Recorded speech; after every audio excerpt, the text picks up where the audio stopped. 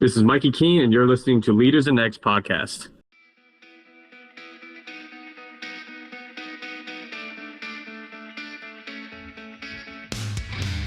All right. Welcome, everybody, to the Leaders in X podcast. Today's guest is one of the most talked about newcomers to Michigan, Mikey Keene.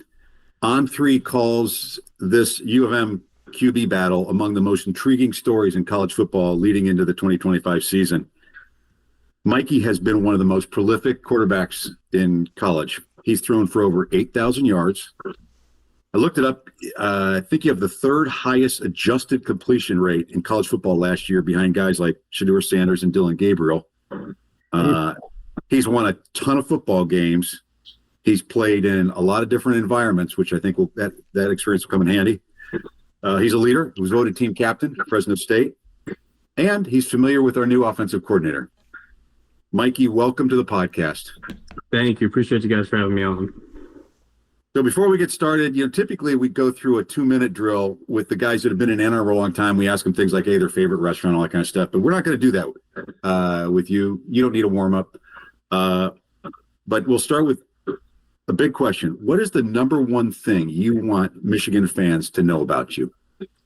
Yeah, the number one thing that I want Michigan fans to know about me is really my mentality and what I'm trying to bring to this program. The only thing that I'm focused on is winning. There's no personal accolades. There's no striving towards something after this year. This is my final year of college football, and I want to win. I want to win a championship. I have not been able to do that in my college career yet.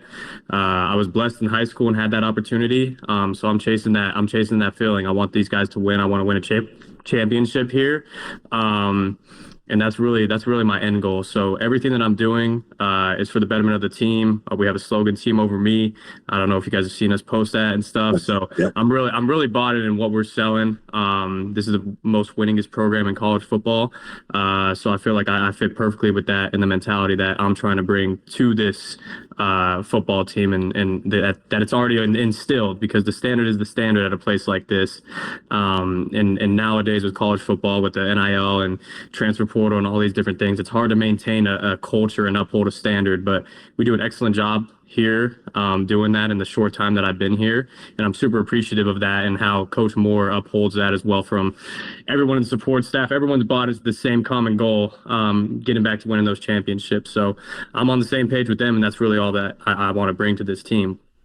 Well, we love that, and we love your journey to this team. And during today's discussion, we're going to touch about where you've been, how you got there, and the things you've accomplished, and because it's a pretty interesting path. You mentioned in high school we'll go back to high school real quickly. So Mikey is from Arizona, played at Chandler High School, 2020 class. So Mikey is now well old enough to buy alcohol and well past that point. Not that I'm not saying he is. I'm just saying he's older than 21. I think you're 23 right now. So scratch that. 21. I'm 21. Are you 21? I'm 21. Yep. We're firing our research department was just we thought you were a lot older. Yeah, so 21, and I graduated in 21 too. But and so look. Mikey's been a winner. I mean, you never lost a game, I think, as a starting quarterback in high school. Yes, you never lost a state championship as a starting quarterback in high school. Right. Yep. And you won 2 straight championships. I know the rating agencies, I think they had you as a consensus 3-star. But I think COVID complicated recruiting for everybody around the time you were in high school. Walk us through, you had all that success in high school. The offer list wasn't as certainly Michigan, I don't think, offered. Nope. And so tell us a little bit about your recruitment journey and ultimately how you got to UCF. Yeah, I mean, it was a slow process, being kind of an undersized quarterback and having that stigma against me. But I put good film, I put good tape out there. I won games. I had a lot of great qualities. I had a really high GPA. I think it was a 4.65 in high school. So the Ivy Leagues came calling. Those are the ones that kind of like ramped it all up. And then one Ivy League kind of offered, and it was the Mountain West, Ivy Leagues, all those things. But it was kind of a coincidence because UCF had hit me up, and I was a fan of UCF because watching them in the Peach Bowl against Auburn in 2017, seeing Mackenzie Milton and seeing a shorter quarterback kind of excel, I became like a fan of UCF kind of just from afar, though. That was my freshman year of high school and didn't really think anything of it. Obviously, it's in Orlando, Florida. That's far away. So anywho, they got in contact with me and were recruiting me, and one of the QBs in the class prior. So I was 2021, and Parker Navarro was in the 2020 class. He's the starting quarterback at Ohio now. He won MVP in the MAC championship. They won their bowl game, all that. So they were doing an in-home visit with him, and they decided to stop on by Chandler to come and see me throw. And so I'd had a really good throwing session, did a really good job, and they were really interested in me. Anywho, flash forward to about March. I'm on spring break. I'm in Puerto Vallarta with my family, and COVID hits, and so that's crazy. We're not even in the States. Get back, and then slowly everything begins to shut down, and then it's like you're still talking to these coaches, but no one really knows what's going to happen. So they're still like planning on like, all right, well, we can't see you in spring ball. We got to come out and we have to have you out for our summer camps. And then from there, it's like, all right, summer camps are getting canceled. So now coaches just start firing these offers away, and kids are panicking. They don't know what's going to happen with the guys that are on the team currently. They didn't know if they were going to get a COVID year, and those spots were going to be filling up. So they were committing, and spots were filling up quick. I mean, one QB commits, and that's pretty much your wraps for a class.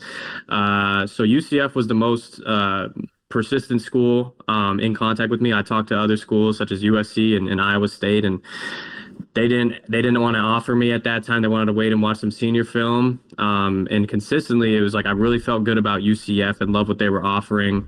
Josh Heupel had done a great job there.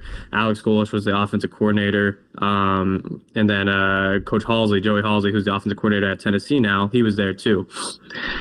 So, anywho, basically it was like anyone would ask me, and the answer would stay the same. It was always UCS my number one. And then it kind of got to a point where I was like, you know what, like these guys really like me. I'm going to commit. So I ended up committing, and Iowa State came along late in my senior year, and that was hard because Brock Purdy was currently their QB, and he's from Chandler Gilbert area too, so kind of a hometown guy. And growing up the same as me, and I had trained with him and stuff, but he was an Arizona legend at that time. So when he was calling my phone and recruiting me and stuff, it was pretty cool.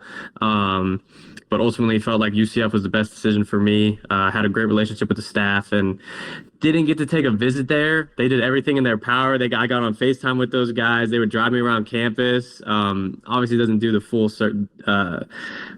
justice of the campus and stuff like that, but they did everything in their power to get me to make that decision because I was early graduating. I mean, and I'm an only child, so it's a tough decision for my parents to send me all the way across the country to a brand new life when I'm 17 years old. So that was a tough thing for me to get over and try and do, but I looked at it from a dynamic of, all right, I love watching Mackenzie Milton. I love watching Dillon Gabriel. Felt like I fit those mold types of how they're super efficient playmakers. And they play the quarterback position very well.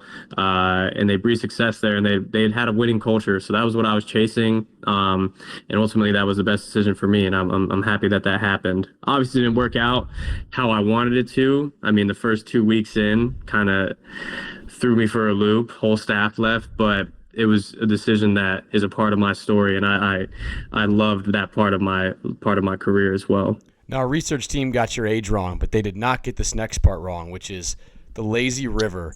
Tell us about the lazy river. Now, and by the way, you should educate the listeners on the role the lazy river played in the recruitment. Any word on if the lazy river's been built yet? You know, I still got some connections at UCF. There is no word. No word yet, huh? No word. Shout out to 80 though, Terry Mahajer. Great family friend. He's an awesome guy. Appreciate him. I still got a lot of buddies there, but he caught some smoke from that the last time. They got a big following on Twitter And they were talking a bunch of crap after I gave that, but it was a recruiting pitch. I think that they are going to get it done. They've broken ground on some construction for some pretty cool stuff. Terry's doing a lot of cool stuff over there. Hiring Coach Frost, that's big for their culture over there. So happy for those guys, and happy for Mackenzie too. Mackenzie's like an older brother to me, a mentor, and he got the quarterback job. So excited for them.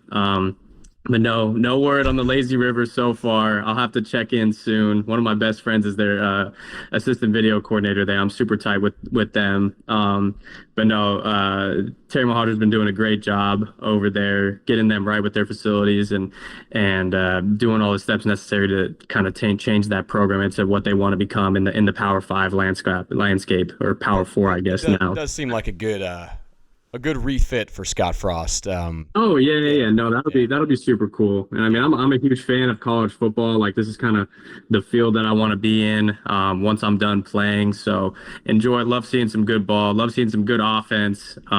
So excited to see how that goes out in the Big 12 and stuff. And we'll get to your journey to Michigan and get to your journey to Michigan. I know a little bit later, but did Michigan have to promise you any vacation themed water rides of any kind to get you to commit here? No, they did not. Okay. I knew what I was getting into. It was about time that I got into some cold weather, I guess, in my life. I've been fortunate enough to be in all hot places with Arizona, Orlando, and then Fresno. So I guess it was time for me to face some coldness. I'm excited to be able to experience all 4 seasons though. That'll be cool for me. So what was it like, so you're 17 years old, you show up in Orlando, you're thinking you're going to probably back up Dillon Gabriel. 2 weeks, first of all, COVID, so it's like a zombie town, but your head coach leaves, the athletic director is gone. Mm-hmm. I mean, what were you so you're 17, you show up and coach is gone, AD's gone. Are you thinking I made the biggest mistake in my life? Or of course. No, of course, 100%. And the crazy thing is that I trusted God's plan, and it ended up being the greatest blessing of my life, because the experience that I got and the adversity that I had to face at such a young age prepared me for the rest of my career, to where it doesn't feel like things are that tough anymore. That was a lot going on. I miss my family, my friends back home. Let alone the people that I trusted there. They were gone now. So the sole reason kind of why I was there was not there anymore. So I had to find myself within that, find my love for football, and really just grind, and ultimately kept the same goals, and they ended up happening for me that year. When Coach Malzahn came in, I ended up getting the backup job behind Dillon Gabriel. So things kept on track for the most part. And I'm happy that it happened, because coming into a staff that didn't recruit you, it's a little bit of a different experience. I mean, that was kind of the mutual feeling amongst all people. Obviously, coaches are going to find what guys are made about. Like it's a tough position for both parties, because you got to find out what these kids are made about and who you can trust and be dependent on, and vice versa, how you can trust this coach and how he's going to put you in a position to be successful. So it's a tricky situation to navigate, and I'm proud of myself at how I handled that for being that young. As well as my peers as well. Those guys did a great job. Obviously, guys hit the portal and stuff, and it wasn't the ideal fit for them. Ultimately, I eventually did do that as well. But at the same time, I'm appreciative for my time there, and how that adversity with the new coaching change just got me ready for this landscape. That this isn't little leagues anymore. This is big boy football, and it's a business. So I've had coaching changes, and really I was not surprised by anything after that in college football. That one got me good. That was like first 2 weeks. You can't really write that up any crazier. So yeah, but I'm grateful for that and how it happened. Well, you did. I mean, you did more than survive it. So Dillon goes down with an injury. True freshman, you step in, start the final 10 games, and you become a Florida legend because you beat Florida in the bowl game that year. I mean, you did more than just get by and kind of watch from the sidelines. You drove the ball down the field and won a lot of games for them that year. Right. Yeah. So that was a unique experience. And the conversations I had with Dillon, he's a great mentor to me, almost like an older brother figure as well. He did a great job letting that transition happen to where I kind of took over as the leader of the team. It's a tricky dynamic to where you have a already proven guy, but he knew at that point he wasn't going to play the rest of the year. it's hard to have that transition of an already proven guy and handing the reins to a freshman that hasn't really proven himself too much. Obviously, I had the respect of the team because of how I worked, but it's a little bit different getting in the game environment and still maintaining that respect. So he did a great job of helping me and guiding me and my process throughout the week, how I prepared, how I watched film. He did a great job helping with that, so I appreciate him for that. And then ultimately he moved on as well. So it was a unique transition, but the best experience is experience, in my opinion. Being able to go out there, and my mistakes are kind of what helped me in my career early on, because the easiest way to learn about protections, coverages, is you go out there and you do it and you mess up and you kind of never forget that. So it's one of those things where you recognize a look, kind of have this photographic memory, I would say, to where you can see disguises that are happening and stuff. And obviously there's tendencies every single week that you have when you go into preparation for a team, so you can be more weary and understand things better. But it helped me leading into my sophomore year, because I had already gone through these things at full speed against a live opponent versus just in practice and stuff in the scout team look. So it was good for me. Yeah, when I heard your story, you get effectively two really you get hit with these two incredibly these tests like really early on, and when I was listening to it, I was like, this is kind of very similar to, or very parallel to, an NFL-like experience almost, where you can come in, you can lose your coaches in an instant. I know college football is moving a bit in that direction too, but you go through the two experiences of whole new coaching staff, and the other one is being the youngest guy, but being the guy all the older guys are depending on to meet all their goals, which is also a very, an experience that I think is like a lot of, like a lot of the guys that go into the NFL. So I thought, man, you're really starting your college career off with the hard stuff, which pays dividends, because, like you said, it's a learning experience, but also puts everything else in perspective. Like, the hard stuff's kind of out of the way. I've been through it before.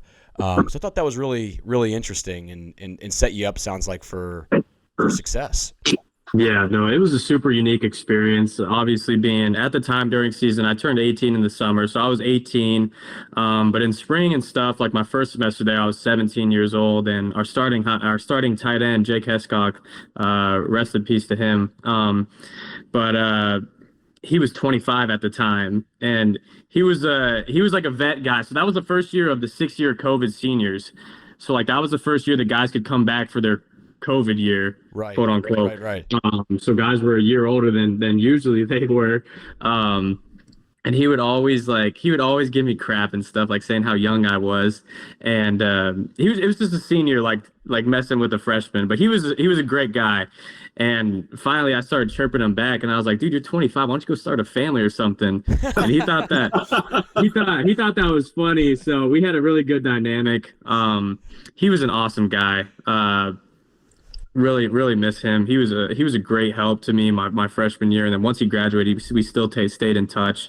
So yeah, Jake was awesome, and appreciate him. He was great to that freshman class, and it was a great leader for sure. Yeah, and you mentioned you made the comment earlier when you were describing your experience that those final 10 games you had earned the respect of the team, and I think you said through your hard work. Was that hard work in the weight room, in the film room, all of the above? How did hard work for you manifest in a way that the team noticed it, where they were comfortable placing their trust in you, for those 10 games? Yeah, no, I think it was through all of that. It obviously starts in the weight room. That's kind of where the whole cycle starts with college football and the winter cycle. Those workouts are a huge part of developing you for spring ball, and then it leads into summer workout transition, and then conditioning and things like that, and then going into fall camp. So there's a lot of adversity that you face, and a lot of tough trials and tribulations that you face in the setup of how the offseason schedule goes. Obviously, you're put in predicaments that are supposed to be challenging for you to see who's made for it. And I feel like I excelled in those things, was mentally tough, and then I had no problems stepping up and being that kind of guy. So I think that was one of those things that they appreciated. We had a lot of injuries that year, so how we never flinched. The kind of games that we won, they were super gritty games. Like, they would come down to last minute drives and stuff, and we'd have to drive down the field, kick a field goal, or get 6 points or something. So it was gritty wins, and we were missing like some of our top guys. Like, our center Matt Lee was hurt, Isaiah Bowser, our running back. Like, we were down to our third and fourth backs. it's like it was a super gritty year that kind of set the pace for the next year and how we were approaching it. So ultimately, like the games that we won and how we won them, like it was not easy at all for a true freshman, and I think that they respected that, how I kind of approached it. Even when we did lose a game, like I came with the same approach the following week, even hungrier. So that's kind of just how I wanted to do and kind of lead into making this season the best as possible. Obviously, it wasn't what we wanted it to be or what we thought, but it was a first-year head coach, lose starting quarterback, lose a bunch of guys. It was tough, and we ended up going, I think, 9-4, won our bowl game, so it ended up being pretty good. Caught some good momentum going into sophomore year. Yeah. Now, during your time at UCF, this is when you first get connected with Chip Lindsey, right?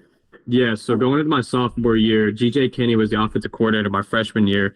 He took the head job at Incarnate Word, and then, right after our bowl game, or it was like a week or so after our bowl game, Coach Chip got the job, and I get a call from a 480 number, and I was like, who is this? Because 480 is the Arizona area code, so I'm thinking it's like one of my buddies or something, but he's like, hey, it's Coach Chip. He's like, Coach Gus had told me that he was going to get the job, so I was talking to him for a while. He had worked at ASU for a little bit, so we had some connection. He kind of had a house that was close to me back in Arizona when he was there for a year. But no, yeah, so that's kind of where the relationship started, and then he was my offensive coordinator for my sophomore year. So what are the top things Michigan fans should know about Chip? Not so much as a coach, but as a coach and a person.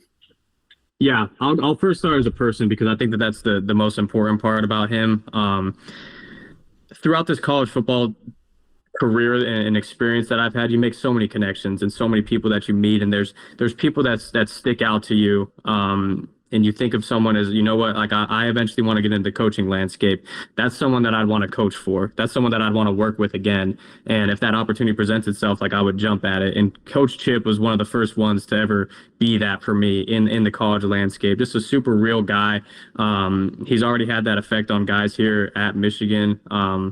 And I know it'll just increase, and the guys will even love him more. But an awesome guy. You can talk about. I tell him he knows a lot about my personal life, and things of that sort. So he does a phenomenal job in the aspect of understanding who you are as a person. And I feel like coaches that do that, they get the most product out of us on the field. They can hold you more accountable because you trust them, and you know that they care about you, and when they're getting on you that they care about you. So he's the epitome of a player's coach. Appreciate him. He's been a mentor in my life, and he will forever be a mentor in my life. And that was kind of the selling point. I mean, I get a call from him. It's at the time I was in California, so it's 8 a.m.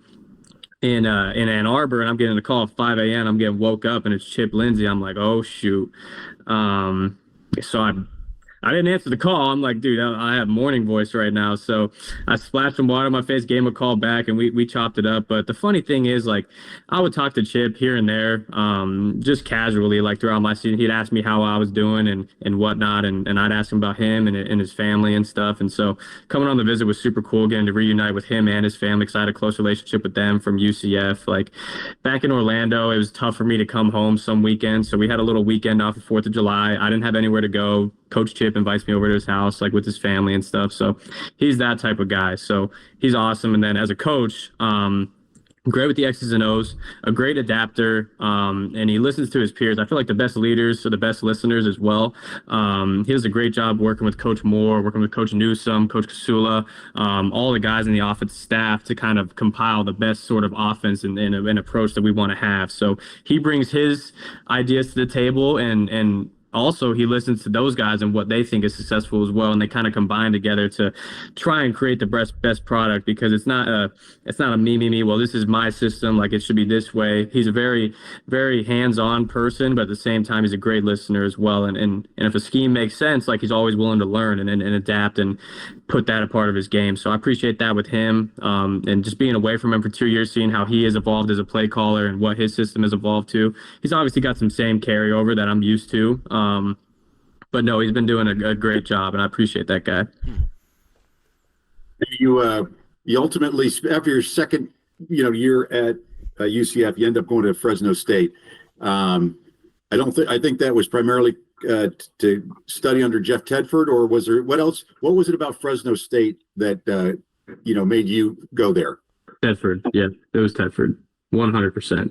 And what was that about Tedford that excited you as a quarterback? Just his resume, and what he's been able to do with quarterbacks, as well as just what I've heard about the guy. Similar feeling to where I felt with Coach Chip. Just even through recruiting and stuff, like he would call me whenever, and was a really great recruiter. Just an awesome guy. When I went on my visit there, it kind of sold me. Kirby Moore was there, and then also seeing the success they've had with QBs at Fresno State. Jake Haener was the prior quarterback, phenomenal guy, phenomenal quarterback with the Saints now. But just their history that they've had, kind of they've thrived in the QB and receiver department, slinging the rock all over the field. So I thought they could put my skills and showcase at a high stage. Kind of an underdog mentality program.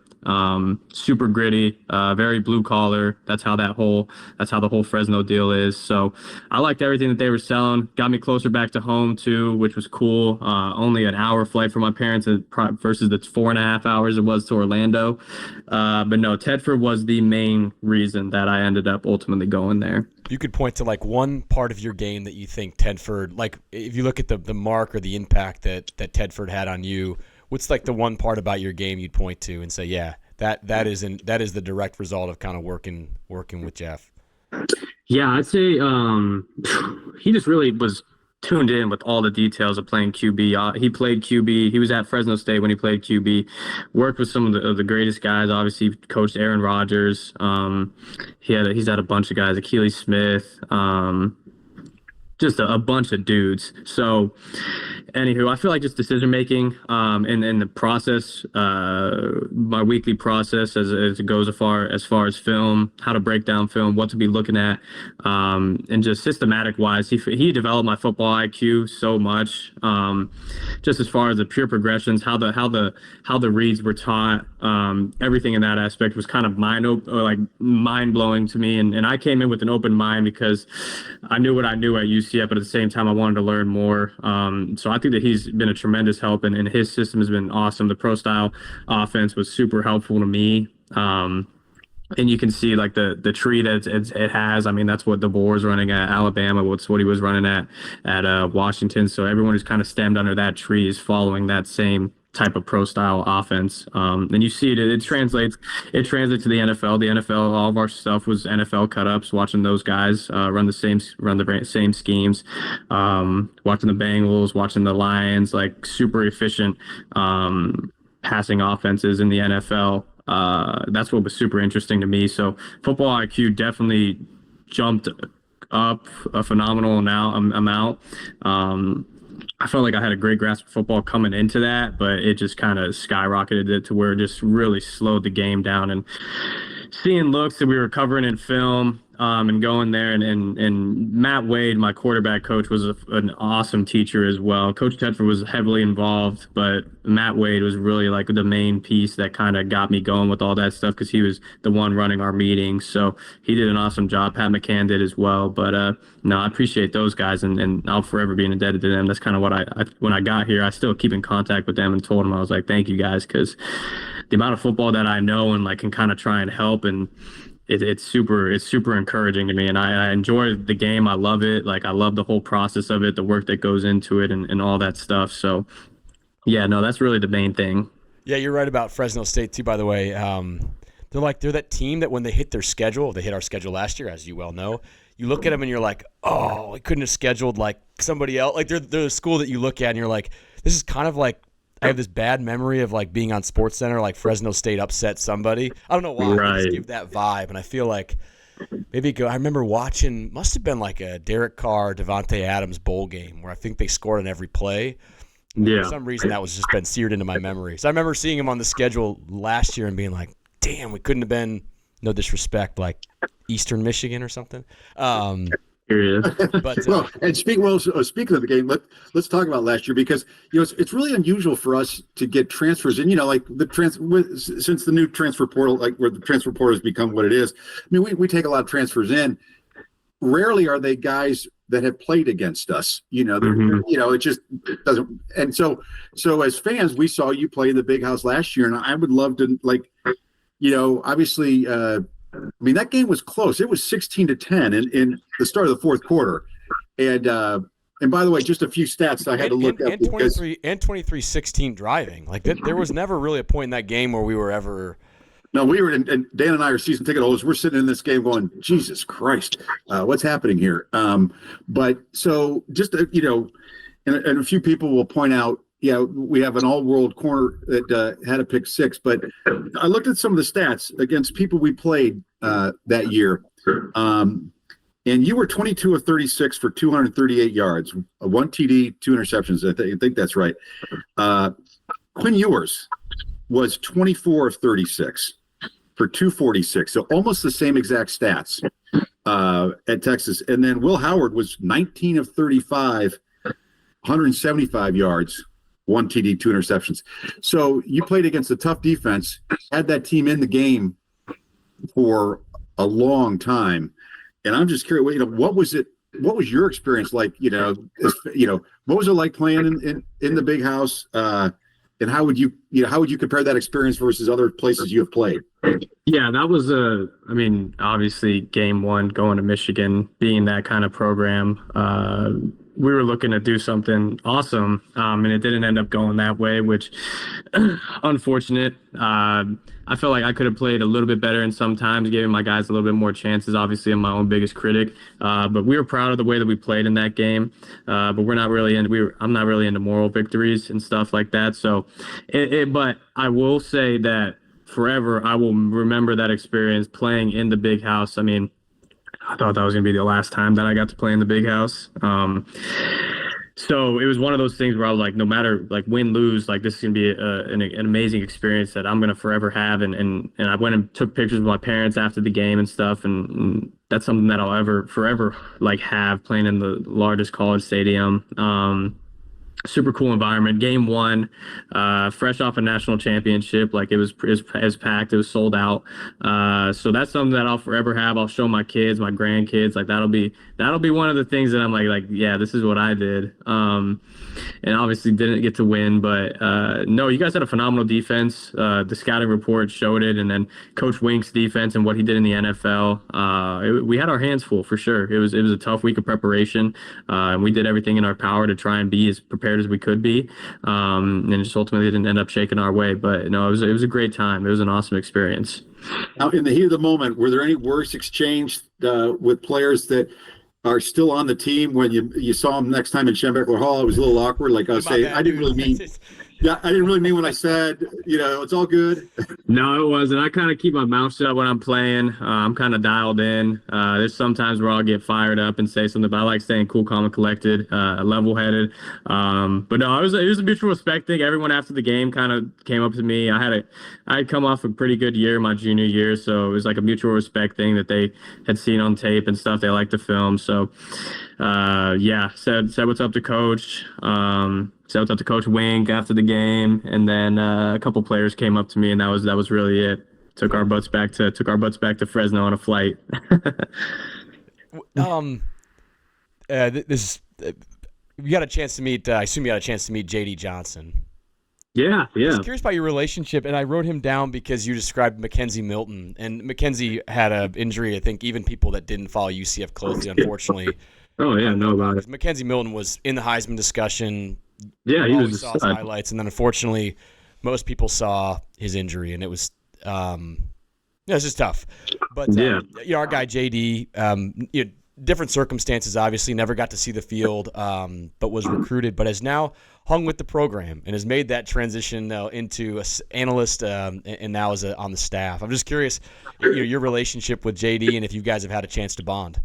Yeah, I'm tight with JD. I mean, JD was the guy that picked me up when I first landed in Ann Arbor from the airport. So cool. I knew him in high school because he went to Pinnacle High School. He was at Pinnacle. He played after Spencer did. JD was a stud. Like, he was a really, really good player, and it's unfortunate that he wasn't able to play here because he would have done a lot of great things for this program. Like, just watching him, just how gifted he was at throwing the football and his accuracy. We would go at it in 7-on-7. We never got to play in season. We were different division, or no, we weren't different divisions. We just didn't get scheduled together. But no, he could sling the pill. So we went at it in 7-on-7 a couple times, played him. But no, I mean, when I remember seeing that and just being so shocked because he was a heck of a player, and I was excited to see what he could do at Michigan. Super unfortunate, but he has a great outlook on it. He's going to be a great coach, very smart individual, and appreciate that guy. He's funny as heck too, so he's awesome. That's awesome.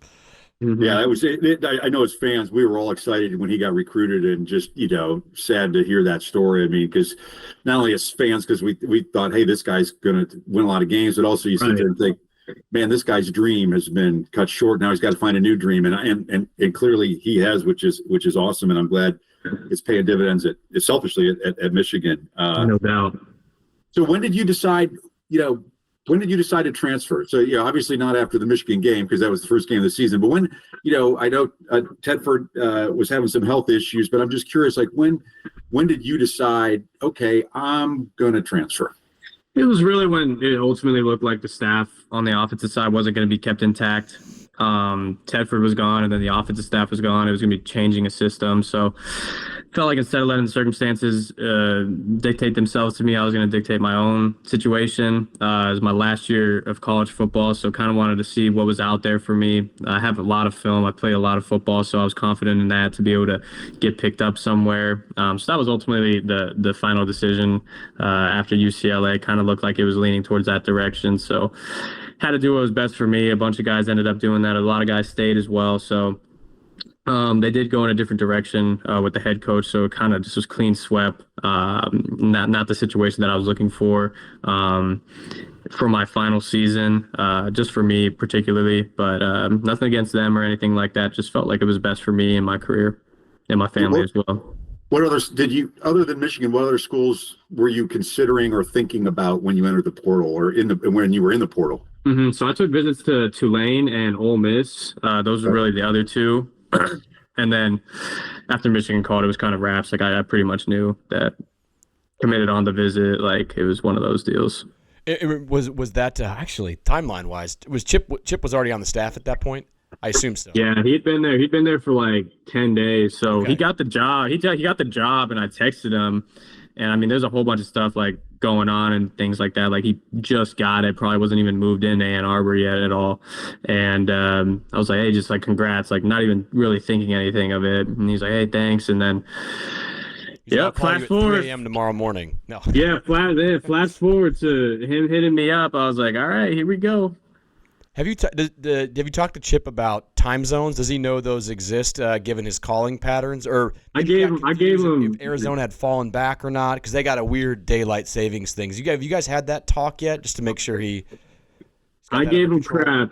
I gave him crap when I got on the visit. When I was talking with his family, we were all laughing about it. But he was like, "Yeah, I didn't think about that." But no, it was funny.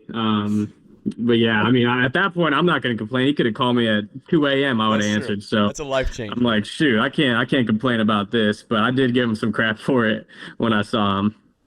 So one of the things, social media is filled with, when you committed, and gosh, the national news is talking about it. Hey, here's a guy that's really been successful. He's only got 1 year left, and you committed. It wasn't like you didn't know Bryce Underwood was showing up in Michigan. People call him a generational talent, the #1 recruit in all of college football, making big news. So people wonder, like, hey, why is Mikey Keene doing this? And I hate asking the question because you guys are all competitors, and I don't know if that factors into your mindset as much as it does the casual fan. But I got to ask the question. What was going through your mind when the opportunity to transfer to Michigan came up, knowing that Bryce Underwood, Jadyn Davis, and Davis Warren were all there?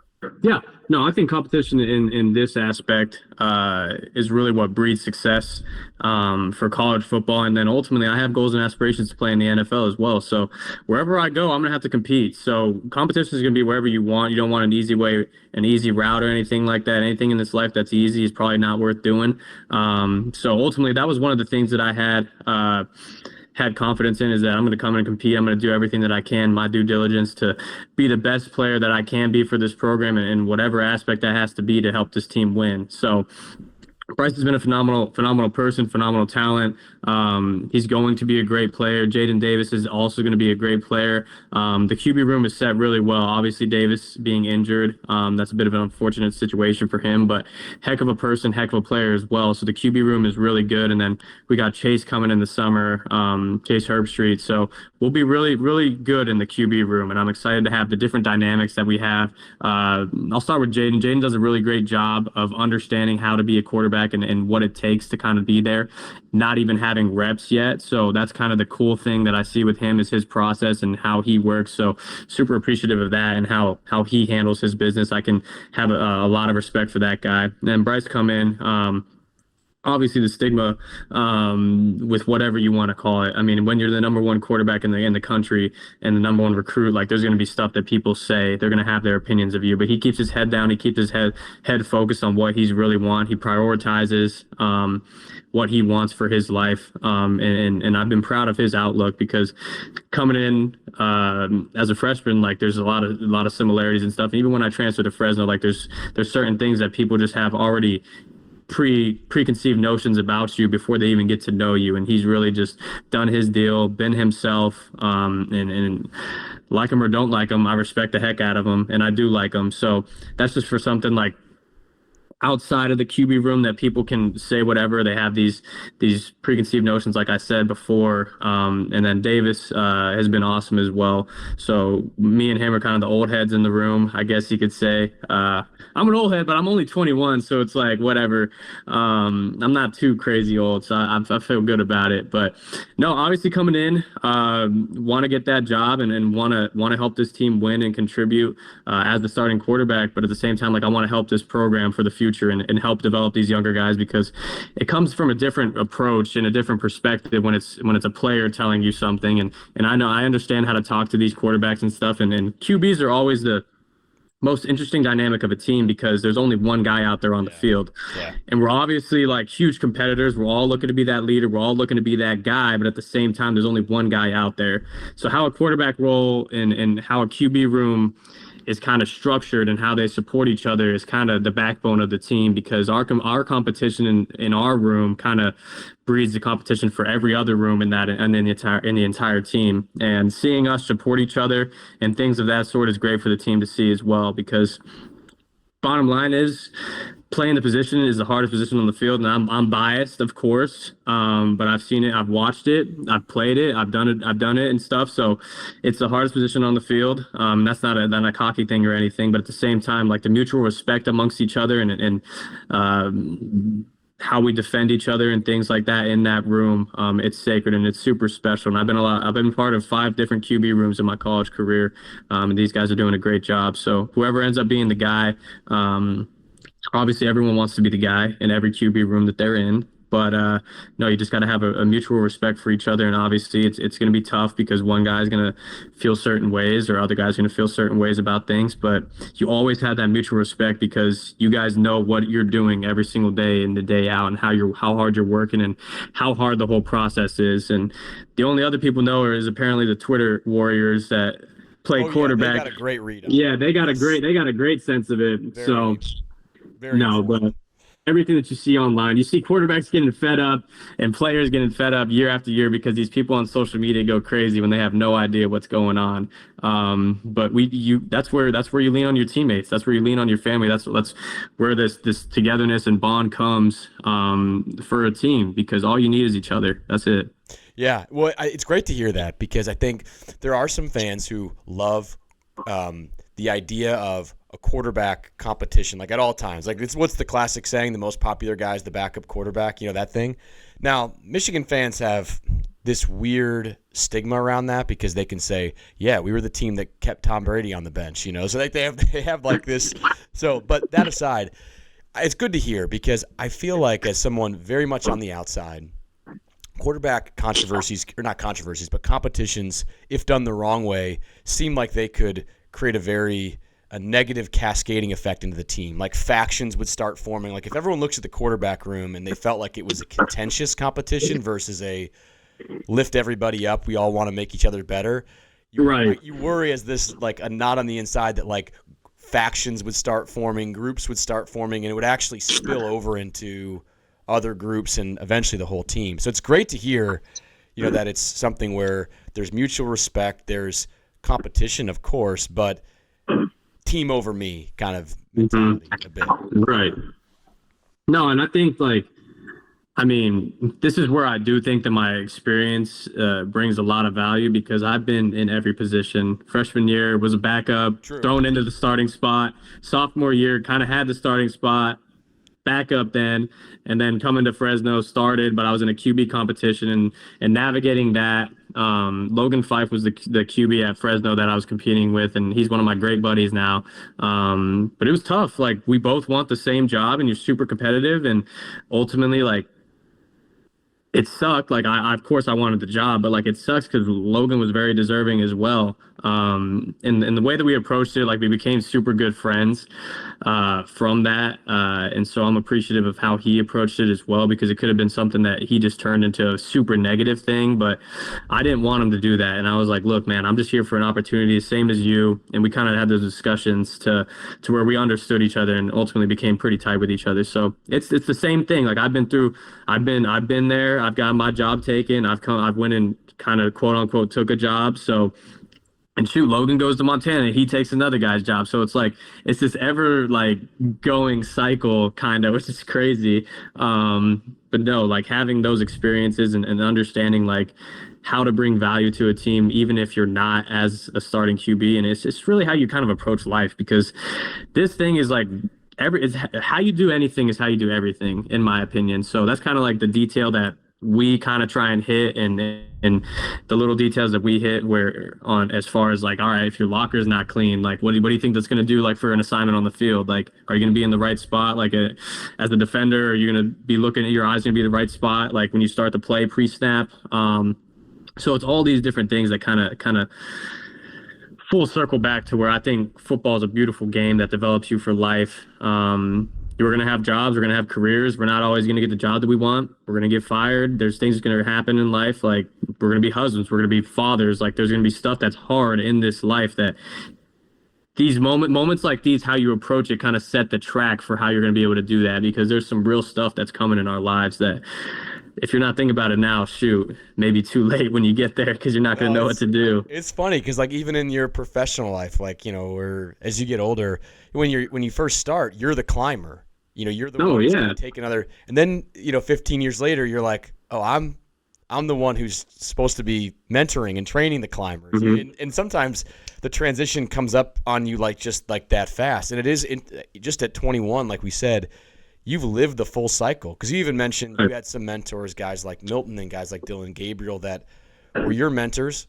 3 short years later, you're being looked up to as a mentor in a lot of cases. And by the way, about that, if you kind of had a time machine, as you consider your own transition and going through that cycle, what's something you would, what's advice you would give to yourself? You think, or maybe another way to say is, as you are one looked to for advice, what is something you've pulled from your experience that now you can pass along or pass forward now that you've progressed to where you are now? Yeah. I've been pretty proud of my approach. I would really say to just take it one day at a time. You know what? A big one for me is get some more sleep. Put that phone down, get some more sleep. As a freshman, doing I don't know what at UCF in Orlando, staying up late for what, I don't know. But no, definitely get some more sleep. But that would be a big one. And then kind of just, I have a pretty good recovery routine now that I didn't have at UCF. I kind of got that at Fresno, and then really kind of escalated here, and it's been thriving here at Michigan. But staying in tune with all that stuff, and mobility is a big one for me, as far as hip mobility and rotational power and things that I've kind of been really dialed in on here that I wasn't as much dialed in on early in my career. That could have helped me out a lot, just going through it and stuff. But those would be the two biggest things, honestly. You show up at Michigan, and you obviously been in a lot of different locker rooms and different programs, and you 4 years of experience. What are some of the surprises, though, that when you showed up, now that you've been here for a few months, surprises either about, I don't know, the Schembechler, the team, the town? I'm just curious, as a newcomer, what surprised you? I'm shocked at how nice the team is. Like there are really no egos. Like there's no room for that here. And everyone's like super chill and cool. And it may be a little bit different because I'm like a veteran transfer, I guess. So maybe a little bit more respect for me. And I mean, I played against these guys too, so maybe some mutual respect. But like just the mutual respect that I have for everyone and their approach. Like I'm usually used to being the only one that's kind of at the facility all day, but there's dudes that are all there too and stuff. So no, it's really encouraging to see like their approach. I've been super appreciative of it, and it's kind of just like the norm here. So I mean, we got a great facility. Like I would kick it at UCF and Fresno and stuff, and we did not have what we have here in Ann Arbor. So it's not like it's a tour or a chore like to stay at this facility because it's incredible to look at and amazing resources and amazing people there, and they're there for you all day. So kind of one of those things where you just map out your whole day. I'll get home like 7:30, 8 o'clock at night and call my parents, get ready for bed, and kind of just do the whole routine again. But I love being there, and the team has been awesome so far. So appreciative of those guys. They've welcomed me in with open arms. Yeah. So now we've got a spring game coming up. I'm just curious. I know in a prior interview you had, you said Cam Newton was one of your, idols. You were number one. You were number one at Fresno State. But you wore 16 at UCF. Both 1 and 16, I think, are currently taken. Yeah. So curious, what jersey number are you going to be sporting? You'll just have to see for the spring game. Big reveal. I thought maybe because number 1 is awful tough to get. The last quarterback that was number 1 was a guy by the name of Rick Leach, and he's kind of a big deal. So and he was in the 80s. So been a long time, mostly wide receivers. Mm-hmm. Anthony Carter, most notably Braylon Edwards. So I didn't think number 1 was you would wrestle it away from Marion Walker, but maybe we'll just wait to see when the spring game rolls out. I think it's April 19th. Yep. What I'm just curious. Also, spring game. There's been some schools like the guy in Nebraska is super worried that people are going to poach his players. I think that's kind of silly myself because if they're going to poach them, they're going to poach them, not based on just one spring game. What's your thought about people not playing a spring game? I think that a spring game's kind of like a staple and a really relieving feeling to kind of validate your work through the spring, be able to showcase what you guys have been working on and for the fans to see as well. I feel like that's deserving of you guys too. Like that's kind of something that everyone looks forward to. So I don't really agree with the spring games getting canceled. I'm pretty sure ours is still locked on, like ready to go. Obviously, if we canceled ours, like I'm supporting that too. But like at the same time, like I support the spring games. I think they're a good thing, good tradition in college football for fans to come out and watch. Like it's kind of just one of those iconic staples that have been built into college football. Yeah, I mean it's look, it's a great game for a lot of local people. That it's a free game, right, so it's for some people that can't afford go to a game in season. It's a great opportunity. So other fans wanted to know the wide receiver room is a pretty crowded room. So I'm not sure you know all of them by now in detail, but if you could share which wide receivers are standing out to you right now.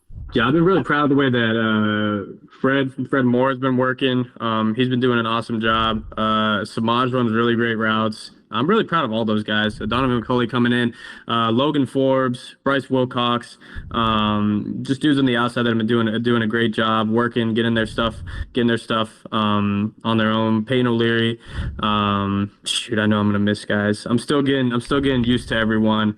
I'm sure I'm missing some guys. Let me think. So we've got 2 early enrollee freshmen, and they're probably just still learning their way. But you got Andrew Marsh and Jamar Browder. They've been great. They're physically talented and super gifted athletes. They're getting their feet wet, but they will be contributors as well. Marsh and Jamar have been super great. Obviously, that's a super talented class that they got coming in. I'm excited to see them for the future. Well, so when you see Peyton O'Leary, ask him how his parents gave him his first name. Okay. Have him walk you through that. Okay, I'll have to ask. It's we had him on earlier. His family they went down a depth chart kind of concept. It looked like to name their three boys, but and it's early, obviously. What's your sense of how the offense is looking with Chip? And I'm just curious, the guys that played last year, what have they said to you? It's like, hey man, this is really different. Are they saying it's really different? And if so, what are the key differences as fans you think we'll observe? Yeah, I think we're going to play really good fundamental football. We're going to take care of the football. We're going to be able to run the football. We're going to be able to throw the football. So we're going to take care of those basic fundamentals of a great offense, and we're going to lock in on those details. We're going to have some simple and effective schemes that we can run versus that we feel good versus any coverage. We're going to have runs that we feel good versus any front, pressures and things like that. And we're going to be able to check out at different plays, and we're going to have a lot of freedom up front. But we're going to be able to protect. We're going to be able to throw the ball. We're going to be able to run the ball as well. So those are the things that we're really looking to do. Get some more explosive plays going for this offense to get going, but we're going to also be able to stick our hand in the ground and run it through someone's face. So that's kind of the mentality that we're having, kind of bringing back some principles and tendencies that you had in 23. So that's kind of like the approach that we're kind of taking this with, that we need to get back to that. Well, 23 was a good year. So yeah. If we do somehow run the ball more than we ran it in 2023, I think our guys are going to get drafted into service academy. That might be an NCAA rule. We'll have to replace the Coast Guard or something. Teams are going to have to stop it. Hey, if they can't stop it, we're not going to stop running it. So they got to stop it. I love that, and it's interesting to see the back to the spring game concept. Do you have particular? Well, two-parter. First of all, if I guess the number and I'm right, will you disclose it? Your jersey number?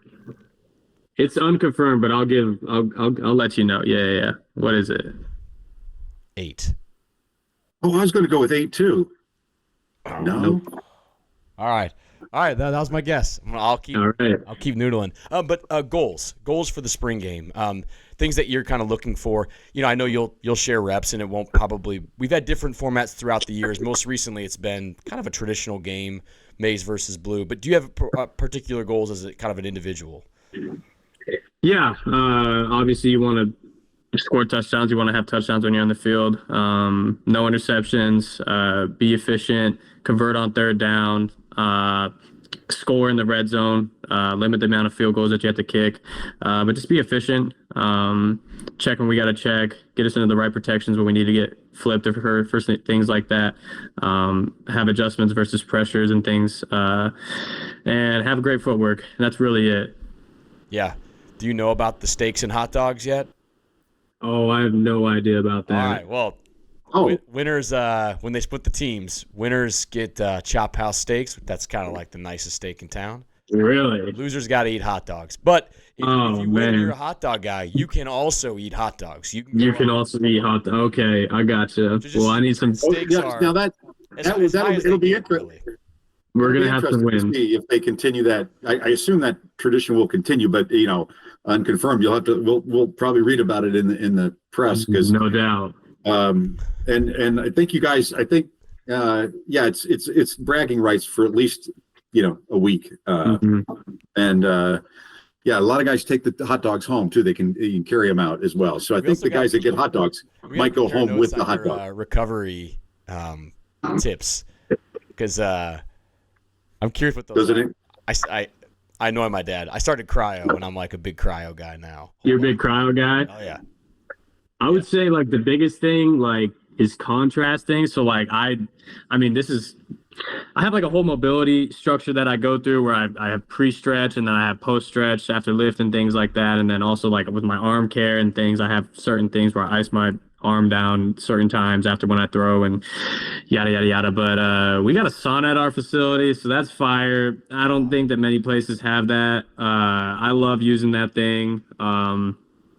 So whenever I feel like a tickle my throat or anything, just want to feel good, get in the sauna, heat it all up. But no, I feel like the biggest thing that you can add is contrast. So like heat and cold in that spot. Like that's kind of the best efficient way. Kobe Bryant was a big contrast guy, so he'd get 3 minutes hot tub, 3 minutes cold tub, and he would do that pregame because his knees and ankles were shot. But that's a big thing that's good. And no, that cold tub is really good for you. So that cryo is the same thing. I don't know if your place has like a hyperbaric chamber. Those are really good. It's like like a oxygen chamber that kind of just like helps regulate like your blood flow and like gets your oxygen going like really well. Those are pretty expensive though. So I don't know if the facility has that, but that's just a couple tips. That's all. That's that. Yeah, no, that's awesome. And my big rookie mistake on the cryo, I didn't tape up the old boys in front and got some bite on them. So now I know the tape. That's good. There is a hyperbaric chamber. I've not tried it. Stakes are lower for me because Microsoft Excel related injuries are pretty rare in my field. So but got to keep these boys limber. I tell you what, you go in there for an hour though, and you'll take the best nap of your life. I swear. Is that how long you're in the chamber? Like you're in there for a minute. Oh, guys will like Aaron Rodgers bought one like when he tore his Achilles and he slept in it every night. Now that you say that, I kind of remember like I don't know. With tissue injuries like that, like tears and stuff, like the tissue restoration with the hyperbaric chamber. I don't know the exact like science of it, but like it helps. Like that was a super helpful like thing to him, and he talked about it. And I wasn't surprised because like I would use it all the time in Fresno. We have a place where they hooked us up, so it was super good. Oh man, we gotta hook you up. What do we think, Dad? Golf season's coming up. You got just spend a night in the hyperbaric. Get that's probably get the mind right. Get the mind right. Yeah, no, you'll feel great. at 65 years old, just getting up out of the couch is injury. There's always a risk of injury just doing that. So I'll take whatever recovery prior. Earlier you mentioned you had like a 4.6 something in high school, which is obviously damn good. Just curious, what I think early on I thought you were an econ major, maybe. Mm-hmm. I'm just curious, are you by now you've probably you've graduated, you mentioned earlier. What did you graduate with? Yeah, so I kind of like created my own degree. It was interdisciplinary studies. I got a Bachelor of Science of that. Kind of compiled like all my credits, kind of build my own major. That was the route that I had to go because transferring, you lose a bunch of credits. I was studying econ, so I took a bunch of econ courses, and then prior to that at UCF, I was business. So interdisciplinary studies, Bachelor of Science, I had that, and then now I'm in social work, which they put most of the grad guys in. Been super cool. So, yep. Awesome. Okay. Well, awesome. Dan is an undergrad econ major from Michigan, so very nice. Yeah, you guys can talk about that maybe later on. Gotcha. So now you've been in college athletics at a really interesting time, given all the changes, and you came into football, pretty much before NIL was way it is now. I'm just curious, what's your sense of how recruiting is now? And I know you were recruited as a transfer, but I mean, with NIL, how has that impacted recruiting? Oof. I mean, as far as me, like it hasn't really impacted me too much because the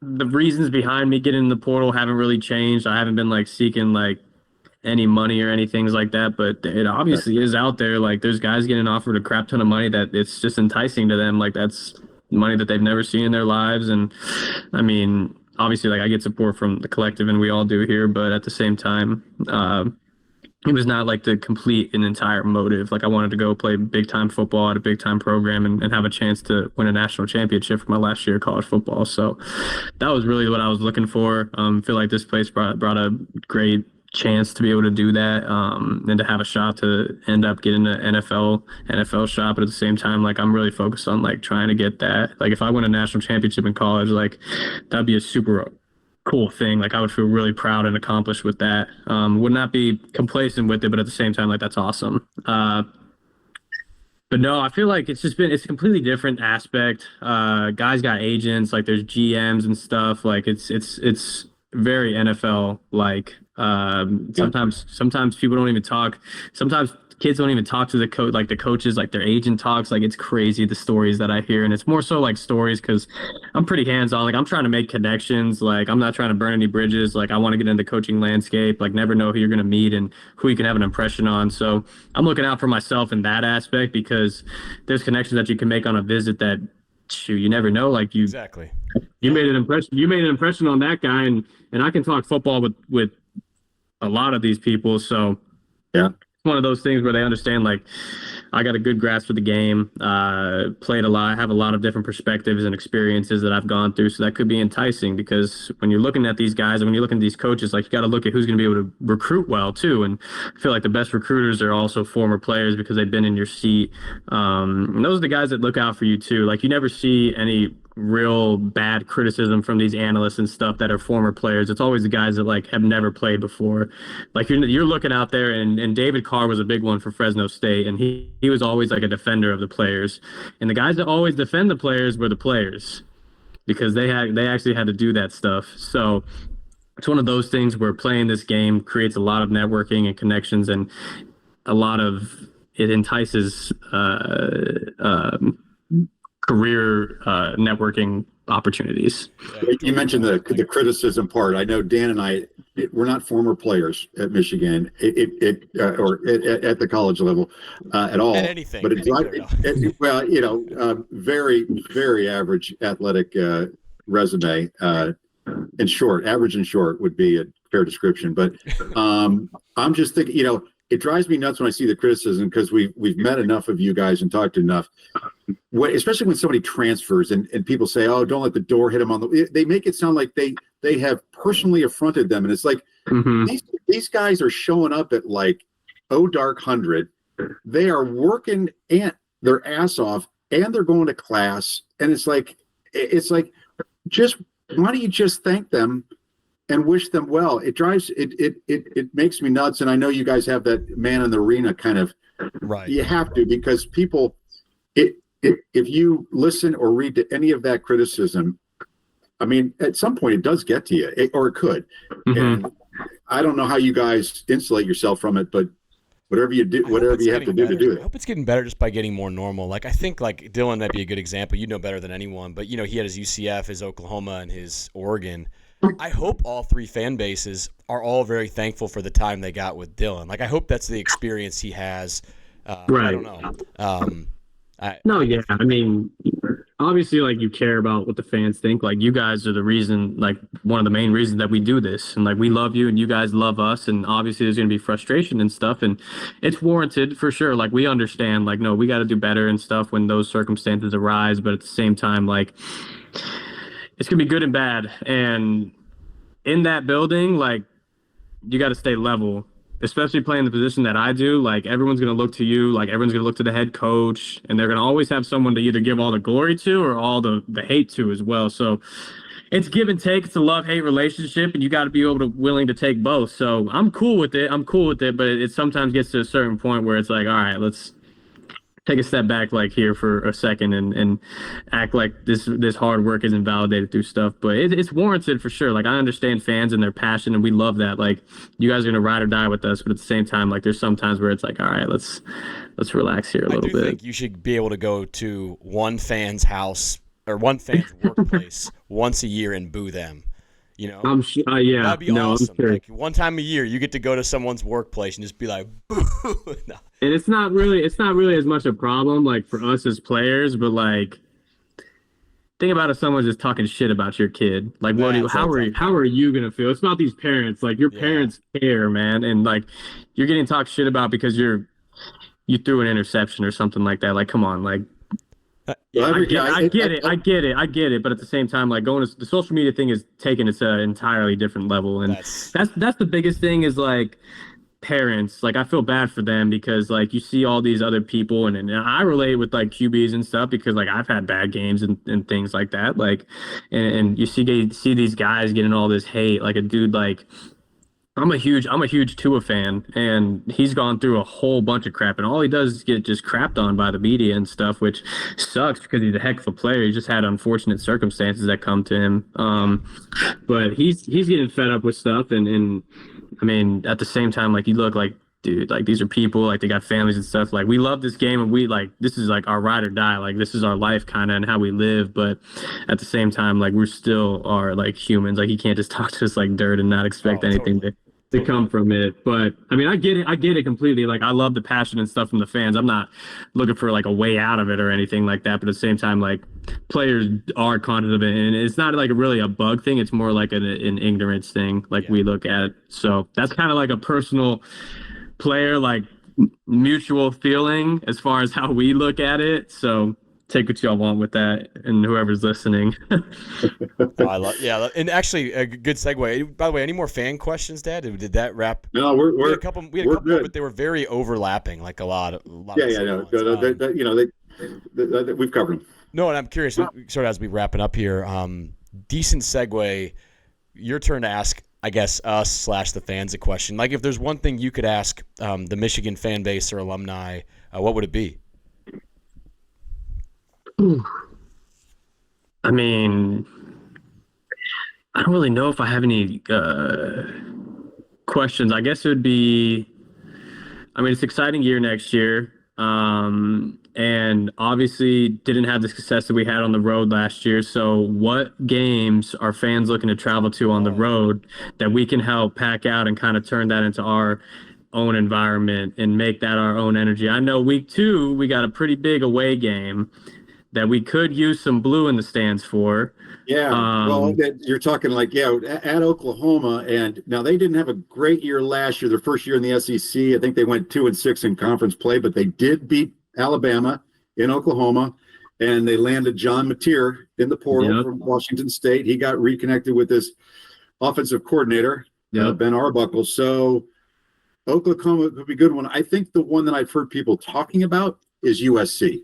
Okay, I get him back out west. Well, shoot, that's good for me too. I'm gonna need some tickets from some guys that week. I'm gonna have to get my little transfer deal for tickets because that's the closest game for me back home. I got some guys coming to that game. Yeah, those are the big. And I'm selfish on the USC thing. We do have to pack out Oklahoma. Mikey, my wife is due 7 days after the Oklahoma game. So oh man, I think I could do it. If I could get there, maybe. We'll work on it. It's understandable if you don't. But those road games are huge because if you look at it, like that's how rankings are affected. Like you don't get ranked too well until you get a good road win. Game. Yeah.